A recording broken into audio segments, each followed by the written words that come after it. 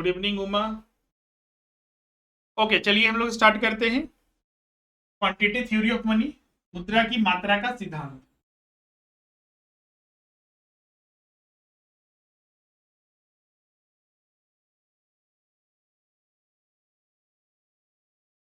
मुद्रा परिणाम सिद्धांत भी इन्हें कहा जाता है, क्वांटिटी थ्योरी ऑफ मनी।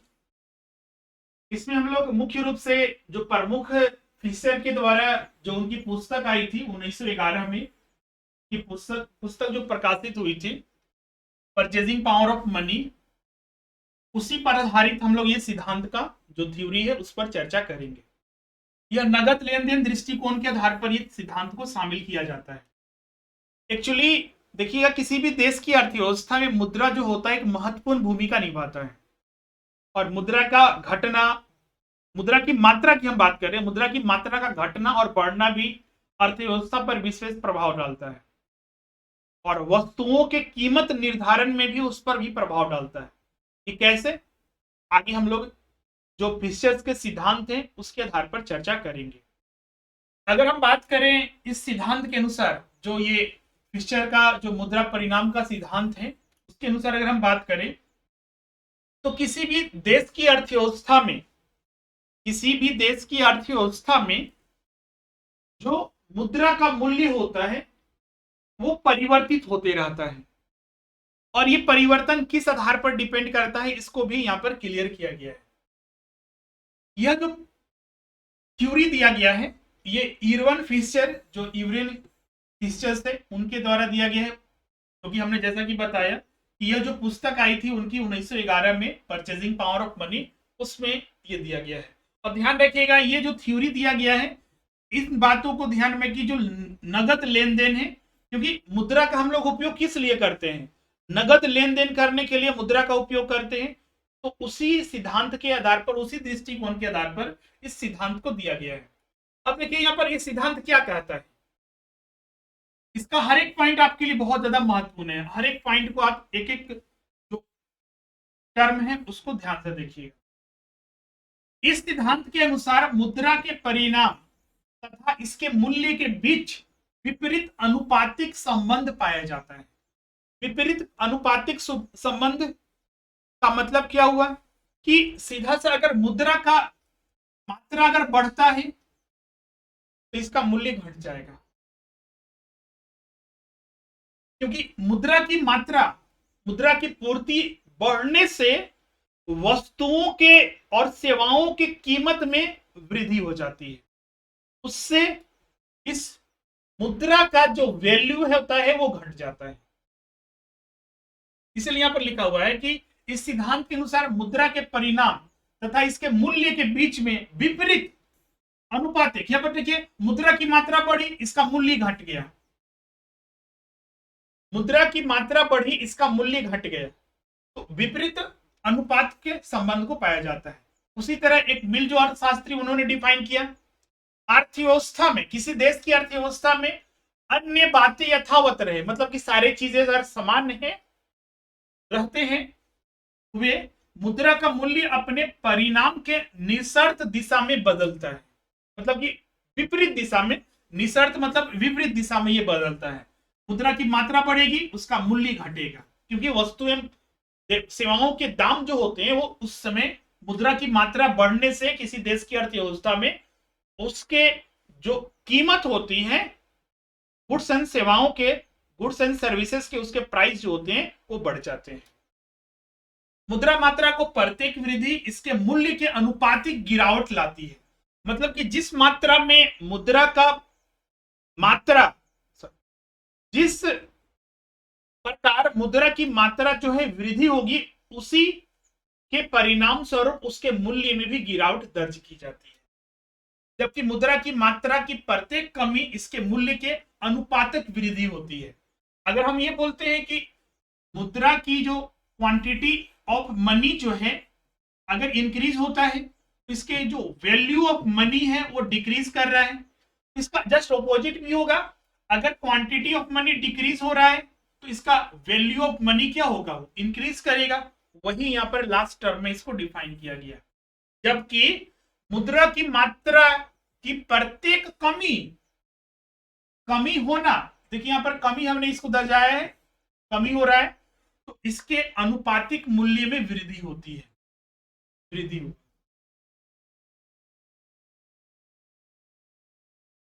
इनमें सबसे बड़ा योगदान रहता है वस्तुओं और सेवाओं के कीमत स्तर का, जो प्राइस लेवल होता है गुड्स एंड सर्विसेज का, उसी वजह से ये प्राइस, मुद्रा की मात्रा की वजह से उसके मूल्य में गिरावट या फिर बढ़ोतरी देखी जा सके। क्लियर है? यही है फिशर्स का जो सिद्धांत है, क्वांटिटी थ्योरी ऑफ मनी, उसके बारे में हमने यहाँ पर चर्चा की। यहां से ऑब्जेक्टिव टाइप के प्रश्न पूछे जा सकते हैं, जैसे कि जो फिशर का मुद्रा परिणाम का सिद्धांत है वो कब या फिर उनकी किस पुस्तक के आधार पर ये आया। तो 1911 में जो उनकी पुस्तक प्रकाशित हुई, purchasing power of money. Purchasing power समझते हैं ना क्या होता है? ये जीडीपी में हम बता चुके हैं। परचेजिंग पावर का सीधा सा मतलब है जो किसी वस्तु को खरीदने की क्षमता। जैसे कि अगर हम बात करते हैं कुछ कंट्री के बारे में, यूएसए और इंडिया की कंपेयर करते हैं, तो यूएसए और इंडिया में अगर कंपेयर कीजिएगा तो दोनों में किस कंट्री में परचेजिंग पावर ज्यादा है? इंडिया में ज्यादा है, क्योंकि जितना कॉस्ट ऑफ लिविंग है यूएसए का, उसके कंपैरिजन में कॉस्ट ऑफ लिविंग जो इंडिया है वो बहुत कम होता है। मतलब कि कम पैसा होते हुए भी आप इंडिया में सरवाइव अच्छे से कर सकते हैं, जबकि यूएसए में सरवाइव करना मुश्किल होता है, मतलब कि वहां पर ज्यादा खर्च करने पड़ते हैं। तो परचेजिंग पावर उसी आधार पर निकाला जाता है। तो वही पुस्तक में ये मुद्रा के परिणाम जो क्वांटिटी थ्योरी ऑफ मनी है उसको दिया गया था। अब इसको देखिए समीकरण के रूप में किस तरह से लिखते हैं।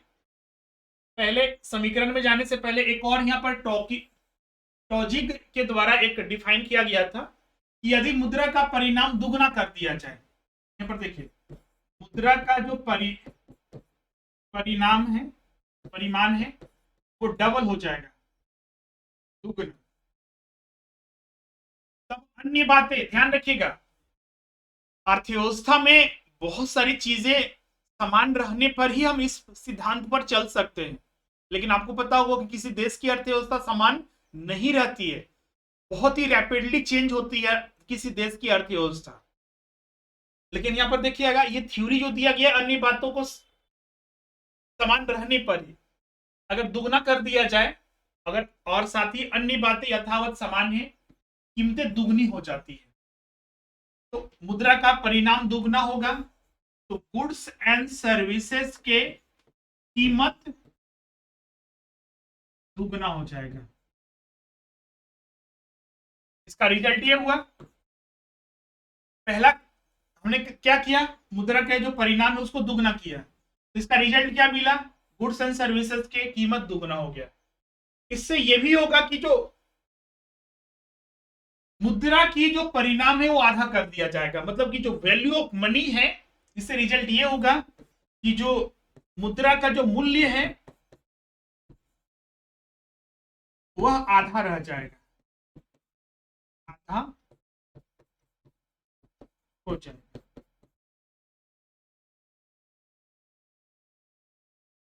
गुड इवनिंग पूरन।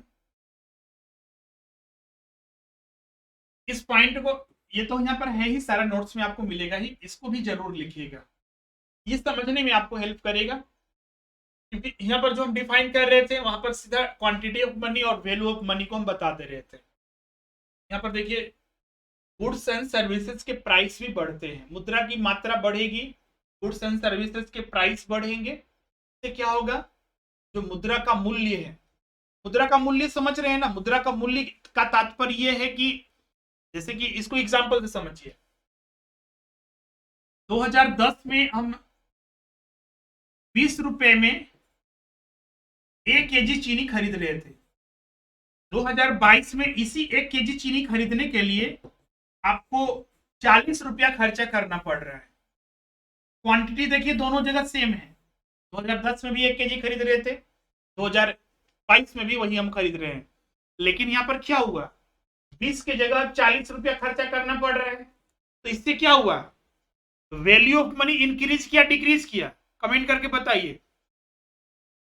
इस रिजल्ट की वजह से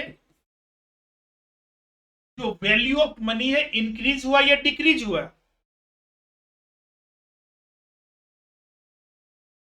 असीफा का है इंक्रीज हुआ, दीपिका का है इंक्रीज, विकेश का इंक्रीज हुआ। वैल्यू ऑफ मनी इंक्रीज हुआ या डिक्रीज हुआ?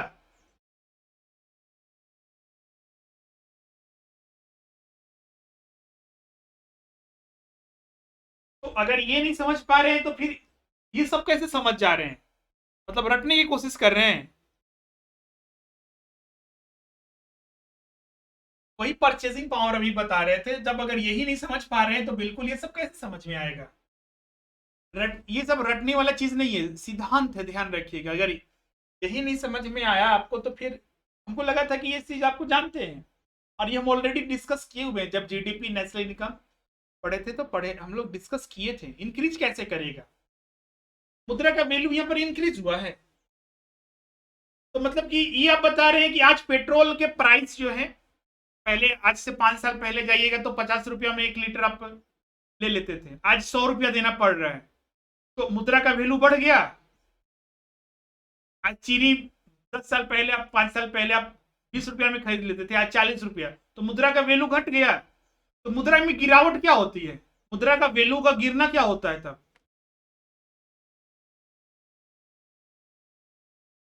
बिल्कुल, यहां पर ये मुद्रा का वैल्यू, वैल्यू की बात कर रहे हैं। इसको अब इस तरह से कंपैरिजन करते हैं, डॉलर से कंपेयर करते हैं। जब भारत आजाद हुआ था, 1 डॉलर 1 रुपया के बराबर था। आज देखिए, 1 डॉलर 75 रुपया के बराबर है। तब बताइए, 1 dollar is equal to 75 rupees. और जब इंडिया आजाद हुआ था तो 1 dollar is equal to 1 rupees था। तो यहां पर बताइए कि मुद्रा का वैल्यू घटा या बढ़ा? क्वांटिटी देख के बताइए ना, वैल्यू पूछा जा रहा है, वैल्यू।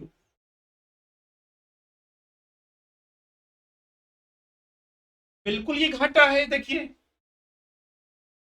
बिल्कुल घटा है। हमारे रुपीस का वैल्यू डॉलर के कंपैरिजन में अंतरराष्ट्रीय मार्केट में घटा। वही चीज तो यहाँ पर भी हुआ है। देखिए, आप इस आधार पर समझिए। यहाँ पर देखिए, आप किसी चीज को 20 रुपया में पहले खरीदते थे, अब उसके लिए 40 रुपया देना पड़ रहा है, तो उससे मुद्रा का वैल्यू बढ़ा थोड़े, घटा ना। अब जो चीज पहले आप 20 रुपया में खरीद रहे थे, आज 40 रुपया देना पड़ रहा है, तो आपको ज्यादा खर्चे करने पड़ रहे हैं।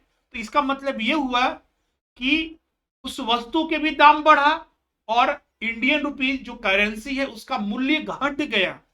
वही तो तब से हम समझाने की कोशिश कर रहे थे कि मार्केट में जितना ज्यादा पैसा आएगा, जैसे कि पहले एक व्यक्ति कमाता था, मान लीजिए 10,000 रुपया, हमारी इनकम 10,000 रुपया थी, अब इनकम मेरी 20,000 रुपया हो गया, तो डबल हो गया।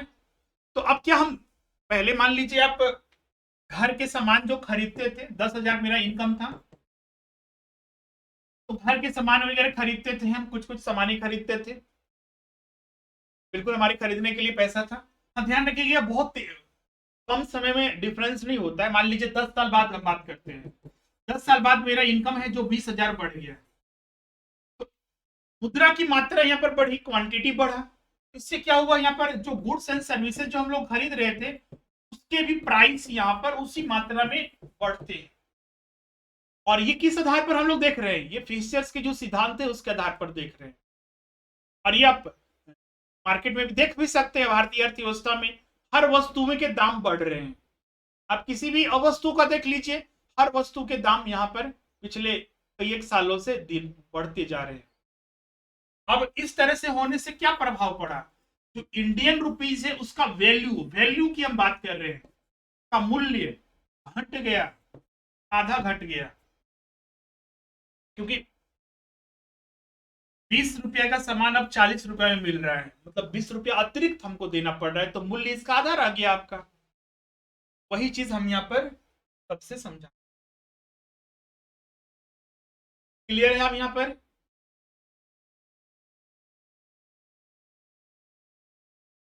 अब किसी को कोई डाउट होगा तो आप यहाँ पर पूछ लीजिएगा।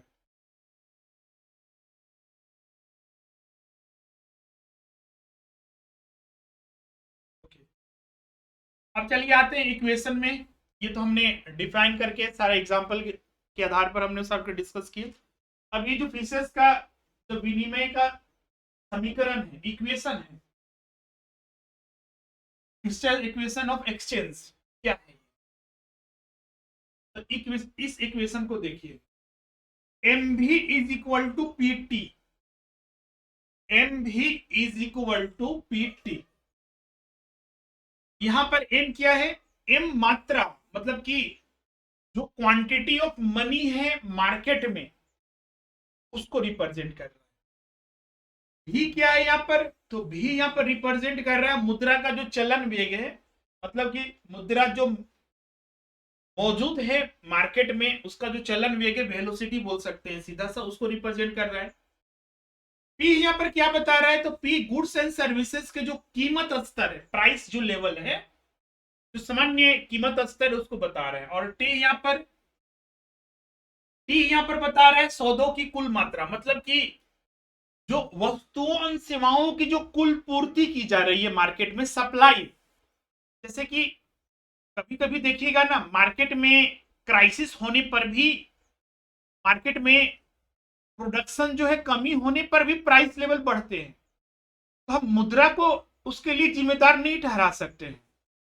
इसीलिए हम लोग यहाँ पर टी को भी ले चलते हैं कि यहाँ पर जो सामान्य स्तर पर जो वस्तुओं सेवाओं की जो पूर्ति हो रही है, सप्लाई हो रहा है। अब ऐसा तो नहीं होगा कि सप्लाई कम कर दिए तो प्राइस लेवल बढ़ेगा, नहीं, बिल्कुल बढ़ जाता है। क्योंकि अगर मार्केट में वस्तु कम रहेंगे, जैसे प्याज के प्राइस देखिएगा कभी कभी बढ़ जाता है, तो दो कारण उसका हो सकता है, या तो कालाबाजारी हो रही होगी या फिर प्रोडक्शन उस साल कम हुआ होगा इसलिए बढ़ा होगा। क्लियर है? वही चीज को यहां पर टी से रिप्रेजेंट किया गया है। एम भी is equal to P T. M quantity बता रहा है, भी मुद्रा का चलन वेग बता रहा है, और पी कीमत स्तर को, और टी जो बता रहा है जो सौदों की कुल मात्रा, मतलब कि वस्तु एवं सेवाओं की कुल पूर्ति को व्यक्त कर रहा है। यही है आपका फिक्सचर का विनिमय समीकरण, फिक्सचर इक्वेशन ऑफ एक्सचेंज।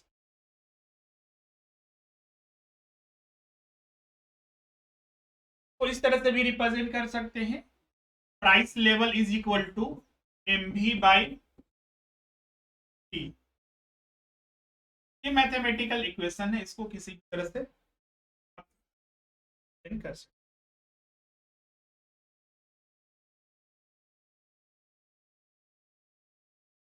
ये मैथमेटिकल इक्वेशन को आप लिख लीजिएगा।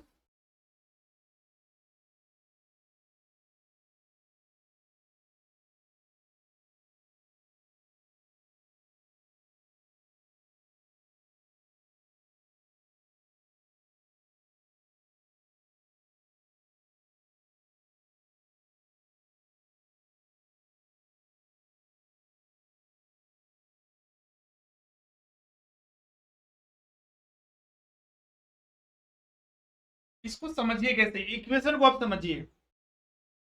इक्वेशन तो हम लोग यहाँ पर रट लेते हैं, तो इसको यहाँ पर देखिए, जो भी हमने डिफिनेशन से पढ़ा ना, वही इक्वेशन यहाँ पर दिया हुआ है। ये कुछ नहीं है, देखिए हमने बोला कि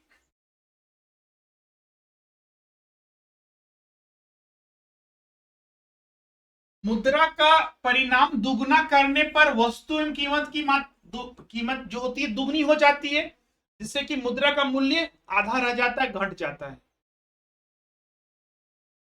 लेकिन अर्थव्यवस्था में अन्य चीजें समान रहनी चाहिए। अब यहां पर देखिए, भी और टी अगर समान नहीं है, मतलब इसमें कोई बदलाव नहीं हो रहा है, मतलब कि मुद्रा का जो चलन वेग है और टी जो वस्तु एवं सेवाएं जो पूर्ति हो रही है मार्केट में, अगर वो सेम है, मतलब कि प्रोडक्शन समान नहीं है, कालाबाजारी वगैरह नहीं हो रहा है, सब सामान्य है, तब देखिए अगर क्वांटिटी ऑफ मनी अगर हम चेंज करेंगे, अगर मान लीजिए ये बढ़ा, प्राइस लेवल बढ़ेगा। यहां ध्यान रखिएगा, भी और टी को हमने कांस्टेंट माना है, कांस्टेंट हम समझ रहे हैं ना, उसमें कोई बदलाव नहीं हो रहा है, कालाबाजारी नहीं हो रही है, वस्तु एवं सेवाएं जो है जितना निश्चित मात्रा में उत्पादन कल हो रहे थे आज भी हो रहा है, जितनी आवश्यकता है, डिमांड नहीं बढ़ा है। जैसे अभी नींबू के प्राइस देखिएगा बहुत बढ़ गया है, पेट्रोल और डीजल तो छोड़िए, नींबू के प्राइस बढ़ गया। नींबू का प्राइस इसलिए नहीं बढ़ा कि क्वांटिटी ऑफ मनी बढ़ गया, इसलिए बढ़ा क्योंकि उसका डिमांड बढ़ा। तो ये यथावत नहीं रहा। हम यहाँ पर बात कर रहे हैं, पहले भी हमने डिफिनेशन में बताया आपको कि हर चीजें यथावत होने पर ही जो क्वांटिटी ऑफ मनी है अगर इंक्रीज होगा तो प्राइस लेवल इंक्रीज होगा। तो देखिए दोनों एक दूसरे के अनुपाती है। ये जितना बढ़ेगा क्वांटिटी ऑफ मनी, क्योंकि भी कांस्टेंट हुआ, टी कांस्टेंट है, तो प्राइस लेवल इंक्रीज करेगा। भी और टी कांस्टेंट है, एक समान है, जितना एम बढ़ेगा उतना पी बढ़ेगा, जितना एम घटेगा उतना पी घटेगा। मतलब कि एक चीज और क्लियर हो गया कि अगर मार्केट में किसी भी देश की अर्थव्यवस्था में सारी चीजें यथावत रहने पर अगर क्वांटिटी ऑफ मनी अगर डिक्रीज करता है तो प्राइस भी होता है, गुड्स एंड सर्विसेज का जो कीमत स्तर होता है वो भी डिक्रीज होता है। ये इक्वेशन इसी चीज को बता रहा है। क्लियर है इसमें?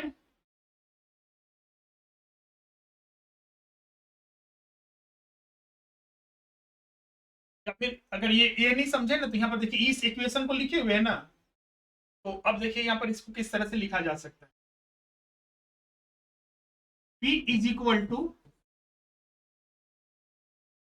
एम भी, यहां पर देखिए एम यहां पर लिख रहे हैं एम भी, कुछ यहां पर अलग कुछ नहीं कर रहे हैं, M V divided by T.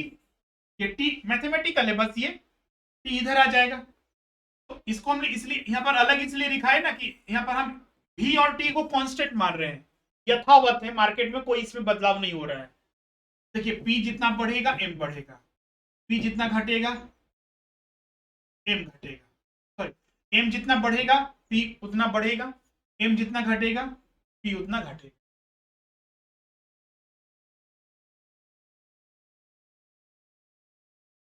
Clear अब इसमें कोई डाउट होगा तो आप पूछ लीजिए।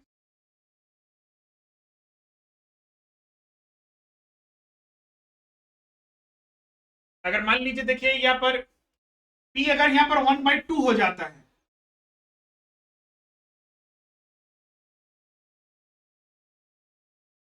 देखिए अगर क्वांटिटी ऑफ मनी 1/2 हम इसको कर देते हैं, प्राइस लेवल भी हाफ हो जाएगा।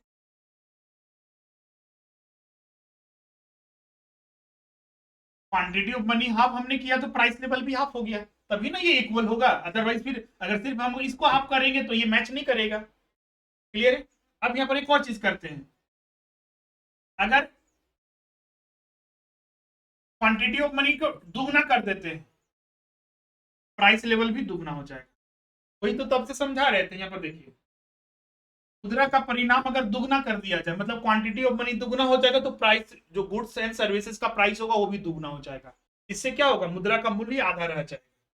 वही चीज हमने यहाँ पर किया। यहाँ पर भी और टी भी लिख दे रहे हैं, भी और टी कांस्टेंट है, यहाँ पर यथावत है। दुगना ये हुआ क्वांटिटी ऑफ मनी, तो प्राइस लेवल भी क्या हो गया।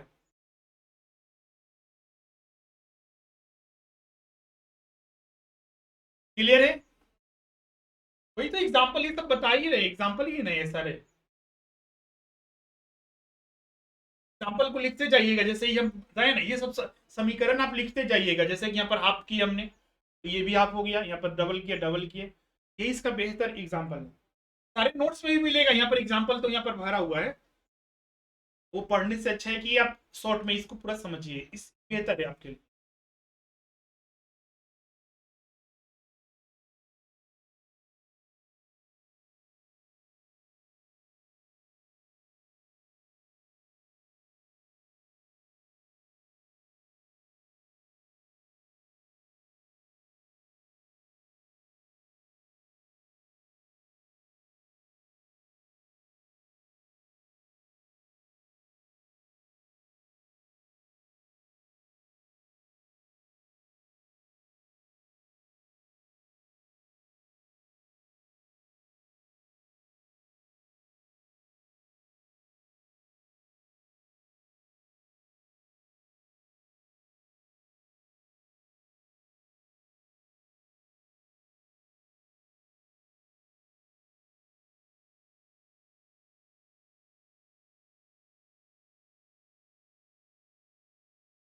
क्लियर है यहाँ पर सभी को अब ये समीकरण भी।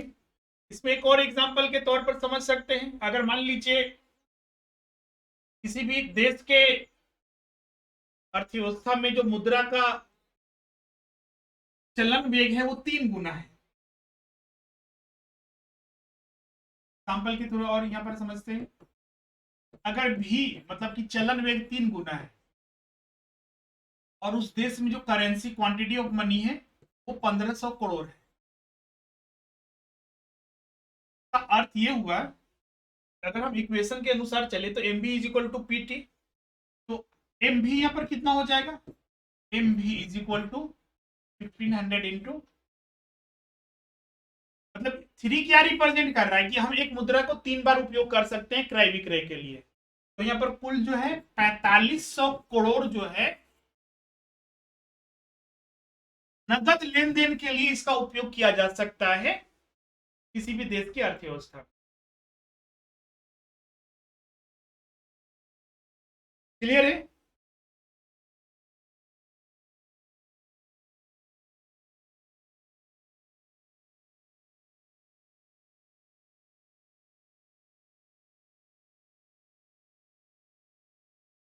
और ये 45 करोड़ 100 करोड़ क्या बता रहा है कि किसी भी देश की अर्थव्यवस्था में जो नगद लेन देन में मतलब क्रय विक्रय में जो वस्तुओं में सेवाओं का लेन देन किया गया वो 4500 करोड़ किया गया।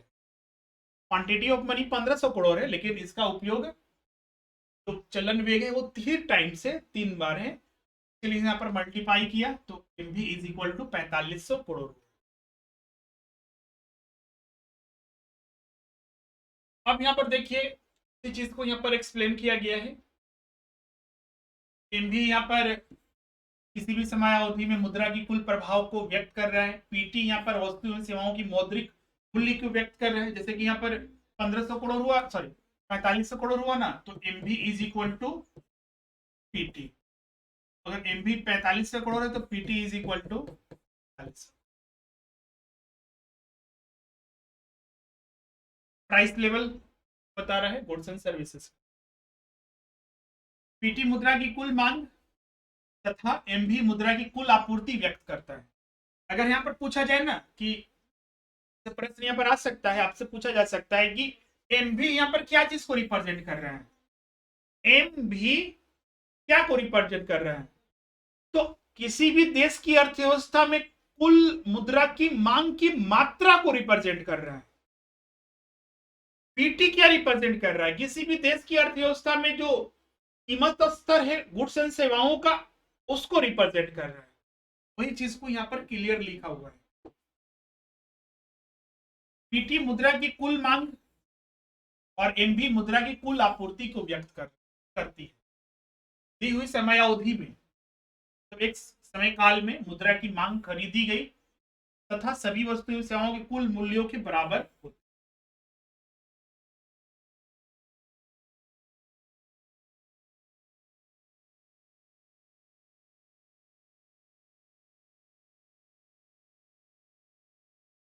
समीकरण के अनुसार एक और टर्म यहाँ पर लिखा हुआ है कि मुद्रा की पूर्ति कीमत स्तर को निर्धारित करती है। मुद्रा की पूर्ति एम भी कीमत स्तर को निर्धारित करती है। ई और टी स्थिर होने पर, एक्चुअली जो हमने अभी डिस्कस किया उसी को यहाँ पर एक्सप्लेन किया हुआ है, तो पढ़ते वक्त इन चीजों को ध्यान में रखें। पी और मुद्रा के बीच मतलब ई और यहाँ पर टी ये समान है, स्थिर है, मतलब कांस्टेंट है ये। एम जिस तरह से बढ़ेगा उस तरह से पी बढ़ेगा, जो हमने वहां पर समीकरण में बताया। बाद में इस समीकरण को और भी ज्यादा विस्तार किया गया अर्थव्यवस्था के विभिन्न पहलुओं को ध्यान में रखते हुए। बाद में फिशर ने मुद्रा की पूर्ति में साख का मतलब समझते ना, इसलिए देखिएगा बैंक के द्वारा जो हम लोग ट्रांजेक्शन्स करते हैं, फिजिकल करेंसी न होती हुए भी हम ट्रांजेक्शन्स लाखों करोड़ों का करते हैं, तो वहां पर साख का निर्माण हो रहा है, साख का निर्माण हुआ, उसका भी हम लोग को यहाँ पर इस इक्वेशन में शामिल करना होगा, तो जो बाद में किया गया। तो बैंकों के मांग निक्षेप जो डिपॉजिट है, डिमांड डिपॉजिट तथा उनके चलन वेग सम्मिलित करते हुए साख मुद्रा को एम द्वारा और उसका चलन वेग भी द्वारा प्रकट करते हुए अपने विनिमय समीकरण का विस्तार इस प्रकार किया गया। यहां पर किया गया M V plus M V M dash V dash is equal to P T, अथवा इसको इस प्रकार लिखा जा सकता है P is equal to M V divided by वही टी, मतलब डिवाइड है ये पूरा टी होगा। फिर अब यहां पर देखिए कि जो एम डैश और भी डैश है वो क्या चीज को रिप्रेजेंट कर रहा है। तो P तो प्राइस लेवल हो गया, M मुद्रा की आपूर्ति हो गया, जबकि यहाँ पर जो P डैश है कीमत स्तर और सौदे की मात्रा T के बीच, एम भी और टी यथास्थिर रहने पर मुद्रा की पूर्ति में परिवर्तन के कारण ही कीमत स्तर में परिवर्तन होती है, जो अभी हमने यहाँ पर डिस्कस। क्लियर यहाँ पर सभी को?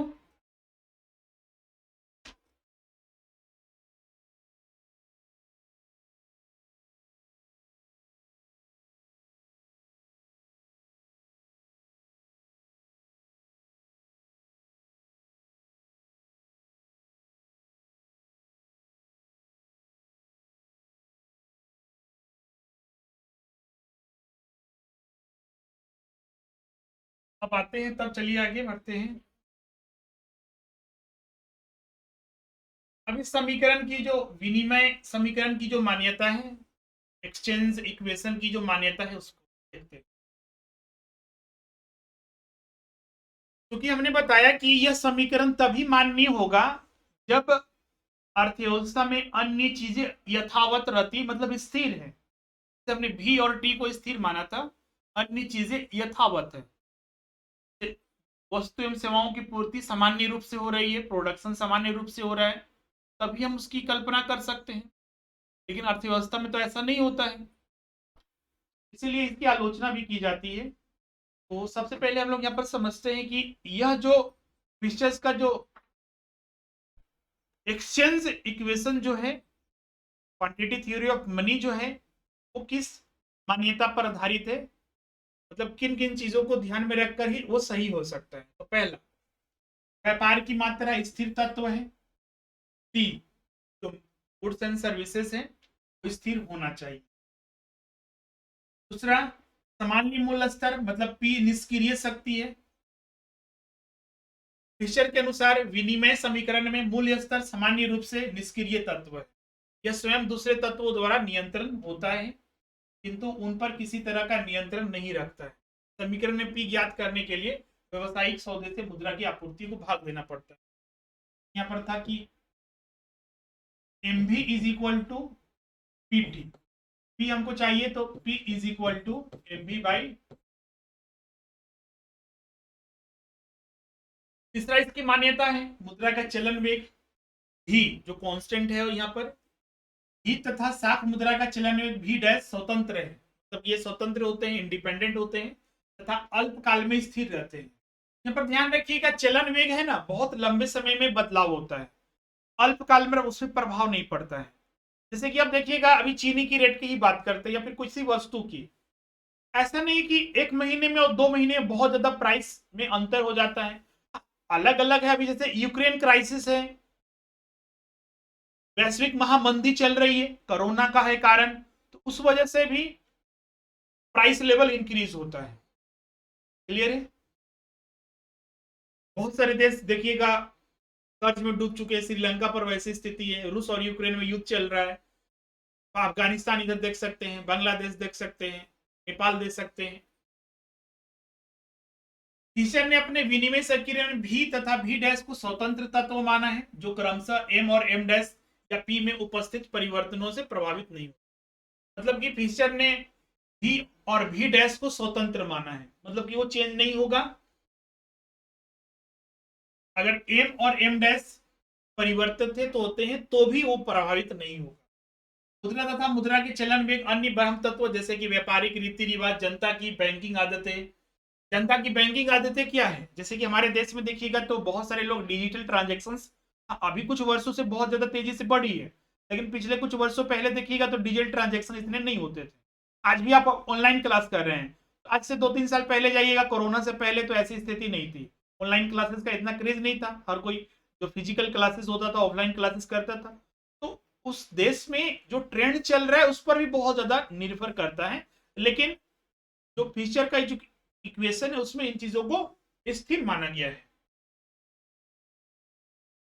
जो अल्पकाल में स्थिर रहते हैं। देखिएगा यहाँ पर ये भी बहुत बड़ा तेजी से बदलाव नहीं हुआ है, एक लंबे समय में बदलाव हुआ है, तो इसलिए इसको अल्पकाल के लिए स्थिर माना गया। तो अल्पकाल में बी और बी डैश भी स्थिर रहते हैं। चौथा इसमें मान्यता है मुद्रा और साख। मुद्रा और साख के बीच में फिशर ने प्रचलन में एम और एन डैश के बीच स्थिर माना है, एक निश्चित अनुपात में माना है। अतः एम को सम्मिलित करने को मुद्रा और कीमतों के बीच में मात्रात्मक संबंध पर कोई प्रभाव नहीं पड़ता। तो ये चार मान्यताएं थी जो कि ये इस यूकेश में था। अब यहाँ पर देखिए इस मान्यता को पढ़ लिए तो इसकी आलोचना भी तो होगी ना, क्योंकि यहाँ पर अगर हम इनकी मान्यताओं को स्थिर मानते हैं तो उसकी आलोचना भी होगी, क्योंकि किसी भी देश की अर्थव्यवस्था में हर चीज बहुत तेजी से भी बदलता है, तो आप कुछ वर्षों में देख भी सकते।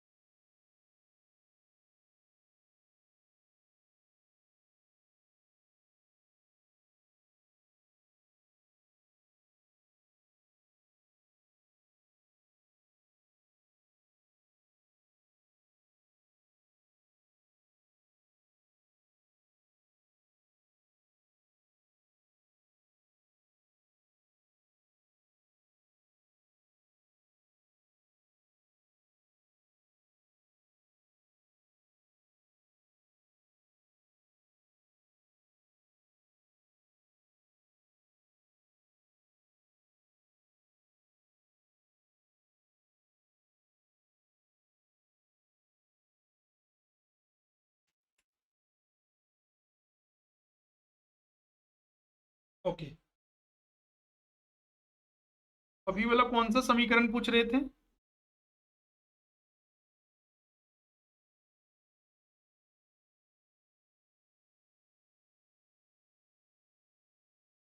जो था आपका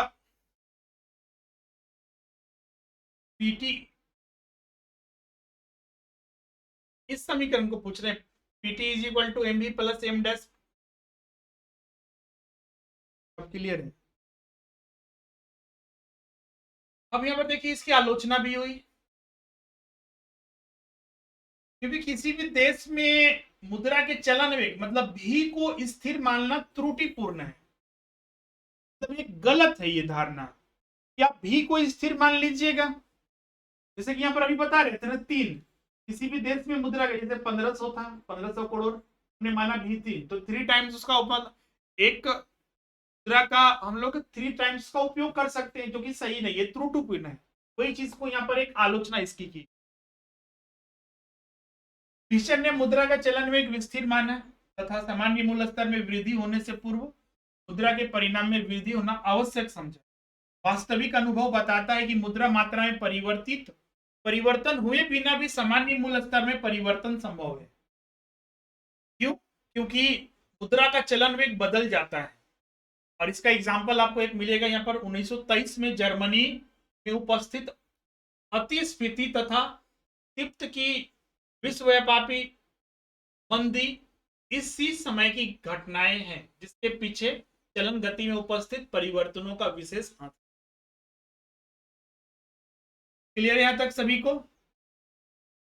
दूसरा इसकी आलोचना होती है कीमत स्तर को लेकर।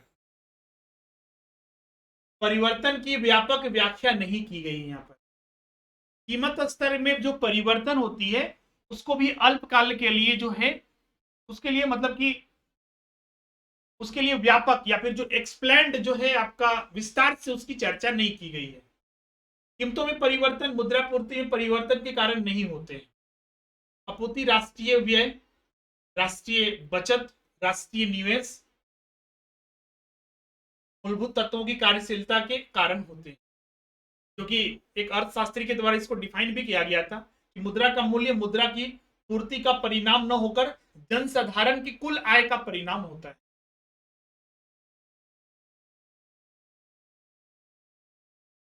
क्लियर यहां तक सभी को? दूसरा आलोचना,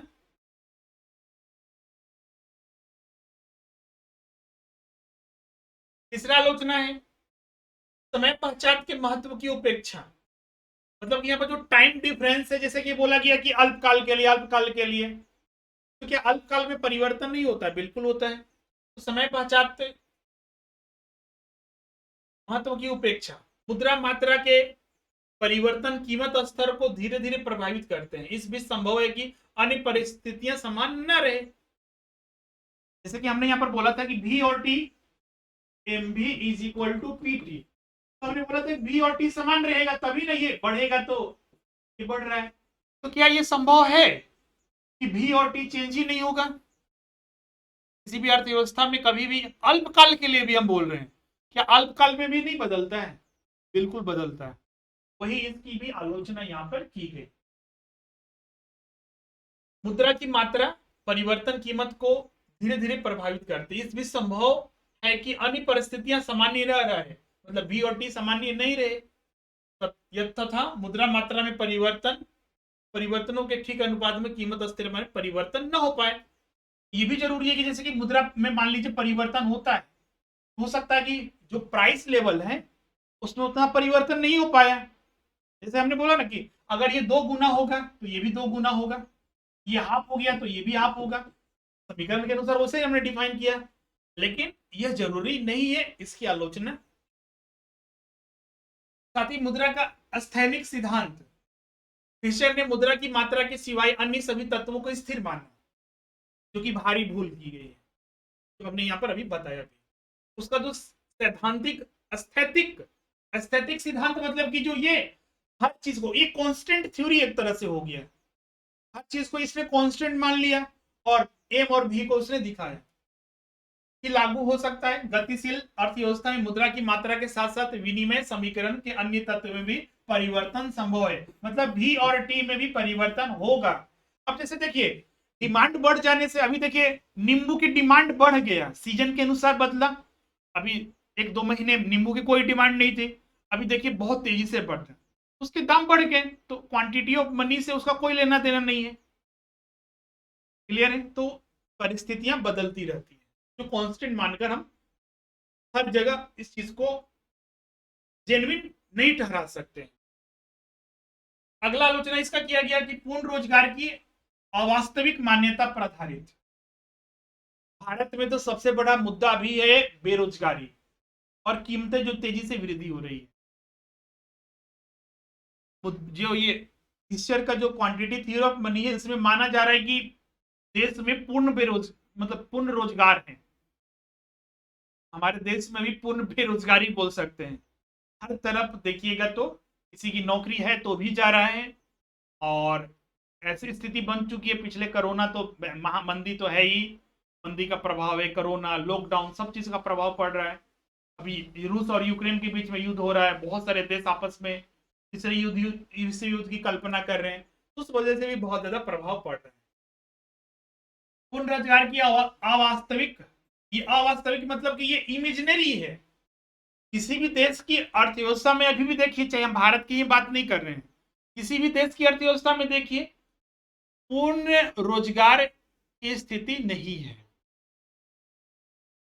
पूर्ण रोजगार की अवास्तविक मान्यता पर आधारित विनिमय समीकरण में उत्पादन की मात्रा टी स्थिर मान लेने का अभिप्राय है कि अर्थव्यवस्था में पूर्ण रोजगार की दशा विद्यमान है, जबकि पूर्ण रोजगार की दशा का वास्तविक जीवन में किसी तरह का संबंध नहीं है। मतलब बोला जाता है ना कि आप कोई मूवी देखिएगा कि तो यह जो कहानी है, इसमें जो दृश्य दिखाएंगे सारे काल्पनिक हैं, इसकी वास्तविक जीवन से कोई संबंध नहीं है। वही चीज यहां पर भी है। पूर्ण रोजगार किसी भी देश की अर्थव्यवस्था में संभव है ही नहीं। बेरोजगारी तो देखिए अभी अथाह बेरोजगारी है हमारे देश में ही और दूसरे देशों में, और ये अभी की बात नहीं कर रहे, हर जगह हर समय यही स्थिति होती है, जबकि उसने पूर्ण बेरोजगारी मान के चल। अगला आलोचना इसका होता है कीमत स्तर की निर्धारक ब्याज दर की उपेक्षा मुद्रा की पूर्ति और कीमत स्तर के बीच परोक्ष संबंध होता है। मुद्रा पूर्ति में उपस्थित परिवर्तन पहले ब्याज दर को प्रभावित करता है। ब्याज दर निवेश और उपभोग की प्रभावित करती है। ब्याज दर मतलब कि अगर मान लीजिए आप निवेश तब करिएगा जब आपको लगेगा कि नहीं हमको बचत ज्यादा हो रहा है।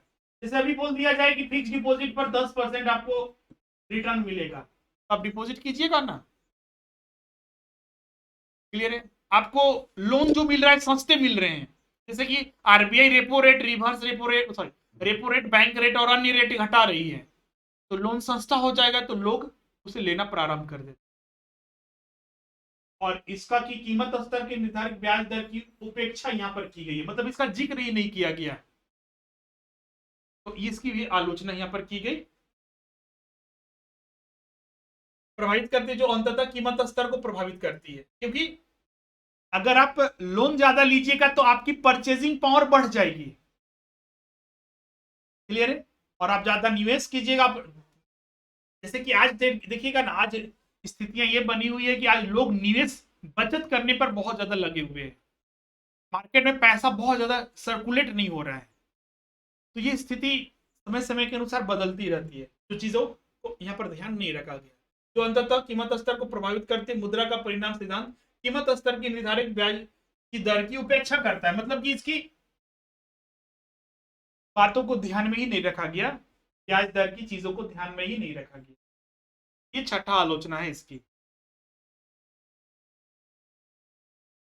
सातवां आलोचना इसमें अपूर्ण सिद्धांत, मतलब कि माना जाता है कि ये जो दिया गया है, क्योंकि इतनी सारी कमियां हैं, बहुत सारी चीजों को इग्नोर किया गया, तो इसलिए ये अपूर्ण, मतलब ये कंप्लीट सिद्धांत नहीं है, कंप्लीट थ्योरी नहीं है, अपूर्ण है। जैसे कि व्यवहार में मुद्रा की मांग बदलती है तथा इसके मूल्य को प्रभावित करती है। आठवां सिद्धांत का कहना है कि अनुचित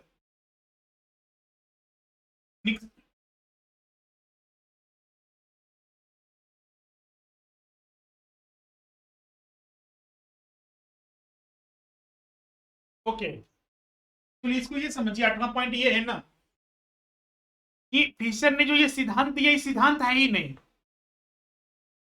फिशर ने जो ये क्वांटिटी थ्योरी ऑफ जो मनी दिया, ये सिद्धांत है ही नहीं। इसको सिद्धांत कहना ही, जो कहता है वही गलत पर्सन है, मतलब ये सिद्धांत है ही नहीं। वो आठवां पॉइंट ये बोला गया कि इसको सिद्धांत कहा ही नहीं जा सकता, ये अनुचित है, ये सिद्धांत है ही नहीं। क्योंकि ये बोल रहा है कि मुद्रा की आपूर्ति बढ़ जाने पर कीमत स्तर बढ़ जाती है, तो कोई देश अपना मुद्रा के बढ़ाएगा ही नहीं, कोई देश मुद्रा छापेगा ही नहीं। अगर मुद्रा की मात्रा बढ़ाने पर अगर कीमत स्तर बढ़ जाती है तो मुद्रा हम छापेंगे ही नहीं, तो मुद्रा हम जितना कम रखेंगे, हम पैसे रखेंगे ही नहीं, तो कीमत कम रहेगा। तो ये गलत धारणा, ये सिद्धांत है ही नहीं, ये बोलना है इनका। अगला है बंद अर्थव्यवस्था की मान्यता के आधार पर। आधारित सिद्धांत मानकर चलता है कि एक देश अन्य देशों के साथ कोई व्यापारिक संबंध नहीं है। जैसे कि हमने अर्थव्यवस्था बताया दो तरह के हो सकते हैं। क्लास स्टार्ट कीजिए, मतलब याद कीजिए पहला क्लास में हमने डिस्कस किया था। एक ओपन अर्थव्यवस्था, जैसे आज वैश्वीकरण है तो ओपन अर्थव्यवस्था मतलब दो देशों के, विभिन्न देशों के बीच में व्यापार हो रहा है। बंद अर्थव्यवस्था जैसे उत्तर कोरिया, उत्तर कोरिया भी एक क्लोज्ड इकोनॉमी के रूप में जाना जाता है। जो भी व्यापार हो रहा है अपने देश के अंदर हो रहा है। तो ये सिद्धांत उन्हीं के लिए पर लागू हो सकता है, कोई ओपन कंट्री पर ये लागू, ओपन इकोनॉमी पर लागू नहीं हो सकता, क्योंकि यहाँ पर बहुत सारे विदेशी कीमतों के प्रभाव की उपेक्षा की गई है इस सिद्धांत में। तो फाइनली आपका ये फिशर का जो क्वांटिटेटिव थ्योरी ऑफ मनी था डिस्कस हमने यहाँ पर किया। तो हमने चार चीजों पर आज फोकस किया और ये बहुत ज्यादा इंपॉर्टेंट है, इसको ध्यान में रखिएगा। पहला हमने बताया आपका ये जो थ्योरी है वो क्या कहता है, थ्योरेटिकल रूप में हमने पहले बताया। फिर उसके बाद हमने समीकरण इक्वेशन के आधार पर उसको डिस्कस किया और उसके प्रभाव को समझाया किस तरह से घटता है बढ़ता है। क्योंकि ये जो थ्योरी दिया गया है वो बहुत सारी मान्यताओं पर आधारित है, बहुत सारी चीजों को कांस्टेंट माना गया है, स्थिर माना गया है। ये होगा तभी ये होगा, अदरवाइज ये नहीं होगा। प्राइस तभी बढ़े, सॉरी, क्वांटिटी ऑफ मनी बढ़ने पर प्राइस बढ़ेगा, लेकिन वो तभी होगा जब V और T स्थिर हो। उन चीजों को हमने डिस्कस किया। वही मान्यता हमने बताया कि बहुत सारी मान्यताओं पर आधारित है। और चौथा फिर इसकी आलोचना की गई। 9 तरह की आलोचना हमने यहाँ पर डिस्कस की। आलोचना अभी समझ गए तो पूरे आप थ्योरी समझने में कोई दिक्कत आपको नहीं होगा।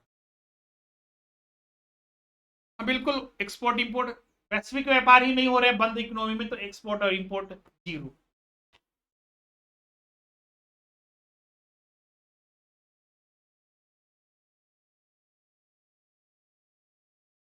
अब यहाँ पर ये क्लास आपका कंप्लीट होता है। यहाँ पर किसी को कोई डाउट है, कुछ पूछना चाहते हैं तो आप यहाँ पर पूछ सकते